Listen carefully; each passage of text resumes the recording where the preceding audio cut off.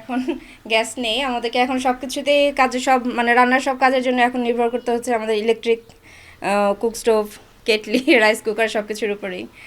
যার জন্য আসলে তো আমাদের মানে ইলেকট্রিকের উপর প্রাইসটাও মানে খরচটাও বেড়ে যাচ্ছে। যারা আমাদের এখন রান্নার মানে সব কিছু দিয়ে এখন খরচটা অনেক বেড়ে যাচ্ছে। বর্তমানে নগরবাসী খুব সমস্যা ফিল করতেছে। গ্যাস, বিদ্যুৎ এবং পানির যে সমস্যাগুলো, নাগরিক সুবিধা থেকে আস্তে আস্তে এই সুবিধাগুলো কমে যাচ্ছে।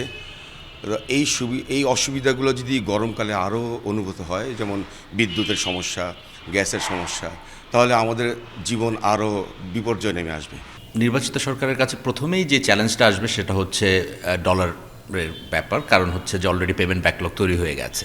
এখন তাদেরকে ডলার রিলিজ করতে হবে যাতে ক্ষমতায় আসার পরেই যে সামার আসবে তখন যেন পর্যাপ্ত বিদ্যুৎ সরবরাহ করতে পারে। কিন্তু আরেকটি বিষয় হচ্ছে যে আমাদের যেহেতু গ্যাসের সরবরাহ কমে যাচ্ছে, সেক্ষেত্রে তাদেরকে ক্র্যাশ প্রোগ্রাম হয়তো নেওয়া যেতে পারে। তারা যে 1 বছর মেয়াদে তারা কী করতে পারে এবং পরবর্তী 5 বছর মেয়াদে তারা কিভাবে গ্যাসের সরবরাহ বাড়াতে পারে, যেহেতু এলএনজির সরবরাহ তারা সিগনিফিকেন্টলি বাড়াতে পারবে না। আর আরেকটি বিষয় হচ্ছে যে তারা ইমিডিয়েটলি 1 বছর থেকে 3 বছরের ভিতরে নবায়নযোগ্য জ্বালানি খাতে কতটুকু সফলতা অর্জন করতে পারে, সেটাও এই খাতের সাস্টেনেবিলিটির জন্য একটা গুরুত্বপূর্ণ ভূমিকা রাখবে।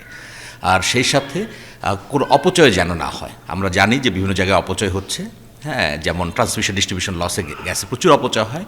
সেটার জন্য যেন তারা প্রকল্পে বরাদ্দ দেয় এবং যারা 2 থেকে 3 বছরের ভিতরে যেন এই যে 50 থেকে 60 বিলিয়ন কিউবিক ফিট লস হয় সেটা মিনিমাইজ করতে পারে। আর আরেকটি বিষয় হচ্ছে যে হলিস্টিক একটা অ্যাপ্রোচ নিতে হবে। এলপিজির যে সমস্যা তৈরি হয়েছিল সেটা যদি আমরা বিবেচনায় নিই, তাহলে লোকজন কিন্তু ইলেকট্রিক কুক স্টোভে সুইচ করছে এবং এটা কিন্তু অনেকটা এরকম হয়ে দাঁড়াবে আমাদের চোখের সামনেই, যেমন 3 থেকে 4 million three wheeler, electric three wheeler হয়ে গেল এবং রাতের বেলা 3 থেকে 4,000 মেগাওয়াট একটা ডিমান্ড তৈরি হলো। ঠিক একই রকম দিনের বেলা এবং বিভিন্ন সময়ে কয়েক হাজার মেগাওয়াটের একটা বিদ্যুতের চাহিদা তৈরি হতে পারে যদি গভর্নমেন্ট এটাকে প্রপারলি ম্যানেজ না করে। সেক্ষেত্রে বিদ্যুৎ সরবরাহ করাও কঠিন হয়ে যাবে। কাজে গভর্নমেন্টের ওভারঅল এনার্জি ট্রানজিশনের একটা প্ল্যান প্রয়োজন।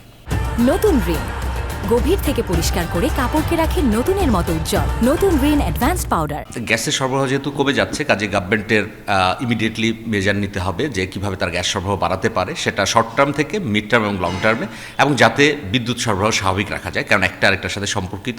এবং এলএনজি যেহেতু আমরা চাইলেই আমদানি বাড়াতে পারবো না, সেক্ষেত্রে অবশ্যই আমাদের গ্যাসের উৎপাদন বাড়ানোর দিকে মনোযোগ দিতে হবে। সাথে গ্যাসের যে লসগুলো হচ্ছে সেটা মিনিমাইজ করার জন্য প্রকল্প নেওয়া, যাতে খুব দ্রুততার সাথে এই সমস্যার সমাধান করা যায়। এবং আরেকটি বিষয় হচ্ছে যে এলপিজির যে ক্রাইসিস হচ্ছে সেটাকেও প্রপারলি ম্যানেজ করা। আদারওয়াইজ আমাদের চোখের সামনে যেরকম 3 থেকে 4 মিলিয়ন ইলেকট্রিক থ্রি হুইলারের গ্রিডের উপর নির্ভরশীলতা হয়েছে, ঠিক একইভাবে ইলেকট্রিক কুক স্টোভে যদি সবাই সুইচ করে যাবে, অনেকেই সুইচ করে, তাহলে অলনে সাডেন যে চাহিদাটা বেড়ে যাবে সেটা ম্যানেজ করা কঠিন হবে। আর এর সাথে গভর্নমেন্টকে অবশ্যই এনার্জি কনজারভেশন এবং এফিসিয়েন্সির দিকে গুরুত্ব দিতে হবে। এবং এই যে সরকার আসতেছে এসে সামার এবং ইরিগেশন দুইটা ফেস করবে, সেটার সাথে কীভাবে করতে হবে? না, এক্ষেত্রে গভর্নমেন্টের ইমিডিয়েট কোনো সলিউশন নাই। তাকে যেটা করতে হবে, ডলার রিলিজ করতে হবে এবং চাহিদা মেটানোর জন্য পর্যাপ্ত সরবরাহ রাখতে হবে। তবে লোডশেডিং হবে, এটা অবভিয়াস। সেক্ষেত্রে এটাকে প্রপারলি ম্যানেজ করতে হবে যে ইন্ডাস্ট্রি, কৃষি এবং উৎপাদনশীল খাত যেন এফেক্টেড না হয়, সেটার জন্য একটা প্রপার প্ল্যান করতে হবে। সেই প্ল্যানে অবভিয়াসলি যে চিন্তা করতে হবে যে আমাদের পিক ডিমান্ডটা কখন হচ্ছে এবং কী পরিমাণ হচ্ছে, এবং সেটার সাথে রিজিয়ন বেসিসে বা কোন এলাকায়, বাসাবাড়িতে কোন কোন এলাকায় আসলে লোডশেডিং করা যায় এবং সেটা করলে আমাদের ইন্ডাস্ট্রির এফেক্টেড না হয়।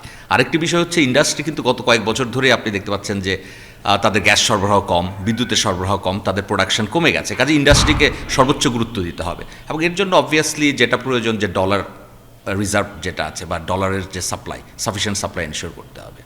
ইমিডিয়েট যেটা হচ্ছে সবাইকে ব্যবহারে সাশ্রয়ী হতে হবে এবং গভর্নমেন্টের দিক থেকে কিভাবে তারা সোলার বাড়াতে পারে, রিনিউয়েবল এনার্জি বাড়াতে পারে, সেটা 6 মাস 1 বছরে, কিন্তু সেটা বাস্তবায়নযোগ্য এ ধরনের প্রকল্প নিতে হবে।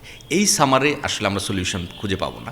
আমরা যেন আগামী সামারে একই প্রশ্ন না করি, কারণ আমরা প্রতি বছর সামার আসলে এবং বাজেট আসলে এই দুটো সময় আমরা বলি যে আমাদের এই ক্রাইসিসগুলোকে আমরা সামনে নিয়ে আসি, কিন্তু সলিউশনটা আমরা নিয়ে আসতে পারি না। তো প্রথমেই যেটা করতে হবে যে আমরা শর্ট টার্ম যে মেজারগুলো আছে এবং যেগুলো ইমপ্লিমেন্টেবল সেগুলোকে যেন আমরা বাস্তবায়ন করতে পারি। আমরা হয়তো 500-600 মেগাওয়াটের রুফটপ সোলার একটা টার্গেট নিলে সেটা বাস্তবায়ন করতে পারবো। আমরা যদি অ্যানুয়াল গ্যাস এক্সপ্লোরেশনের টার্গেট নেই, প্রতি বছর আমরা এতগুলো করে এক্সপ্লোর করব, তাহলে সেটা হয়তো আমরা বাস্তবায়ন করতে পারবো, আমরা বড় টার্গেট না নিয়ে। এবং সেই সাথে আমাদের যে অপচয়গুলো হয় যেটা আমাদের চোখের সামনে ভিজিবল, যেমন gas sector transmission distribution loss, সেটা কিন্তু আমরা 2-3 বছরের ভিতরে সমাধান করতে পারি। তো এক্ষেত্রে আমাদের প্রয়োজন হচ্ছে যে বাজেটারি অ্যালোকেশনের প্রয়োজন আছে। গভর্নমেন্ট আসার পরে প্রথম বাজেট দিবে, সেক্ষেত্রে তারা যেন জ্বালানি খাতের উপর সর্বোচ্চ গুরুত্ব দেয়, কারণ জ্বালানি নিরাপত্তার উপরেই আমাদের বিদ্যুৎ খাত নির্ভর করছে। দেখুন, বর্তমান পরিস্থিতিতে হচ্ছে প্রায় 5 টাকার মতো গ্যাপ আছে আমাদের উৎপাদন খরচ এবং আমরা গড় যেই ট্যারিফ দেই, এই 5 টাকার যে গ্যাপ, এটা কিন্তু শুধুমাত্র খরচ ট্যারিফ বাড়ালে আমরা কাভার করতে পারবো না, কারণ আমাদের কিন্তু ইনফ্লেশন আছে, খরচ বাড়ছে। সেক্ষেত্রে অপচয় যে জায়গাগুলো হচ্ছে সেটাকেও আমাদের মিনিমাইজ করতে হবে। শুধুমাত্র ভোক্তার ঘাড়ে চাপালে সেটা কোনোভাবে সাস্টেনেবল হবে না, কারণ আমরা কিন্তু 4 বার বিদ্যুতের দাম বাড়িয়েছি, কিন্তু তারপরেও আমাদের খরচ বেড়েছে, ভর্তুকি বেড়েছে। কাজেই অপচয় যে জায়গাগুলো হচ্ছে এবং খরচে পাওয়ার প্ল্যান্টগুলোকে আমাদের ব্যবহার করতে হচ্ছে। এখানেই চলে আসছে আবার সাপ্লাইয়ের প্রশ্ন, কারণ হচ্ছে আমাদের যখন গ্যাসের সাপ্লাই যথেষ্ট থাকে না, তখন আমরা কিন্তু আবার তেল ভিত্তিক বিদ্যুৎ উৎপাদন করি প্রচুর পরিমাণে, যে কারণে কিন্তু খরচ বেড়ে যায়। কাজেই আমাদের খরচ ট্যারিফ বাড়াতে হবে, কিন্তু সেই সাথে গভর্নমেন্টের যে খরচে পাওয়ার প্ল্যান্টগুলো আছে এগুলোকে কীভাবে মেরিট অর্ডার ডিসপ্যাচ অনুযায়ী তারা করতে পারে। অবভিয়াসলি গভর্নমেন্ট চায় কিন্তু পারে না, কারণ সব ধরনের জ্বালানি অ্যাভেলেবল থাকে না, কিন্তু সেটা বছরের শুরুতে নিশ্চিত করার জন্য একটা পর্যাপ্ত প্ল্যানের প্রয়োজন। না, আমাদের বাড়াতে হবে, অবভিয়াসলি বাড়াতে হবে, কিন্তু সেটা র্যাশনাল যাতে হয় সেটা রাখতে হবে। আরেকটি বিষয় হচ্ছে আমরা যদি তেলের ব্যবহার 5% আমি আনতে পারি, যেটা গেল অর্থ বছরে 10.7% ছিল, তাহলে আমরা প্রায় 1 টাকা পরিমাণ গড় উৎপাদন খরচ কমাতে পারবো। কাজে গভর্নমেন্টের এই জিনিসটা মাথায় নেওয়া দরকার, এবং উচ্চাভিলাষী কোনো স্বপ্ন দেখানোর চেয়ে বরং বাস্তবায়নযোগ্য, বাস্তব যেটা মানুষ যেটা বুঝতে পারে, মানে রিয়েলি অ্যাফোর্ড করতে পারে, এই ধরনের একটা জ্বালানি ব্যবস্থার দিকে আমাদের যেতে হবে। এবং আরও একটি বিষয় হচ্ছে যে আমাদের পরিকল্পনাগুলো প্রণয়নের সময় কিন্তু আমরা প্রপার স্টেক হোল্ডার কনসালটেশন অনেক সময় করি না, এই জায়গাটাও দরকার। যেমন হচ্ছে যে ইন্ডাস্ট্রির এক ধরনের চাহিদা, আবার দক্ষিণাঞ্চলে যেখানে ক্লাইমেট চেঞ্জের কারণে এফেক্টেড যে লোকগুলো আছে তাদের জ্বালানির আরেক ধরনের চাহিদা, কিংবা গ্রামের মহিলা যে রান্নার জন্য লাকড়ি আহরণ করে বেড়ায় তার বিদ্যুতের বা জ্বালানি চাহিদা আরেক রকম। কাজে সব ধরনের স্টেক হোল্ডারদের মতামত নিয়ে এবং বিশেষজ্ঞদের মতামত নিয়ে একটা হলিস্টিক মাস্টার প্ল্যান যদি করা হয়, তাহলে হয়তো আমরা এর চেয়ে বেটার রেজাল্ট পাবো।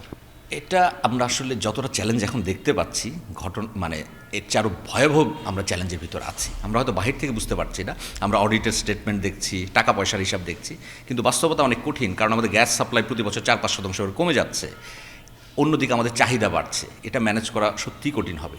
কাজে আগামী যে গভর্নমেন্ট আসছে তাদের প্রথমেই উচিত হবে ইমিডিয়েট যে প্রবলেমটা আছে এটাকে ম্যানেজ করা, কিন্তু ইন প্যারালাল 1 বছর এবং 5 বছর, তাদের যে 5 বছর মেয়াদ, 5 বছর মেয়াদ শেষে তারা বিদ্যুৎ এবং জ্বালানি খাতকে কোথায় দেখতে চায়, এটাকে সাস্টেনেবল করার জন্য তারা কি করতে পারে। যেমন আমাদের আমদানি নির্ভরতা 65% বিদ্যুৎ খাত, এটাকে কমিয়ে 50% আনা যায় কিনা, এ ধরনের বাস্তবায়নযোগ্য পরিকল্পনা নিতে হবে। এবং নবায়নযোগ্য জ্বালানিতে আমরা অনেক পিছিয়ে আছি, এই নবায়নযোগ্য জ্বালানির ব্যবহার বাড়ানোর জন্য সর্বোচ্চ চেষ্টা নেয়, বিশেষ করে ডিসেন্ট্রালাইজ সিস্টেম, বাসাবাড়ির ছাদগুলো প্রত্যেকেই যেন এটা করতে পারে। সেক্ষেত্রে অবশ্যই কোয়ালিটি কন্ট্রোলও একটা বড় ব্যাপার।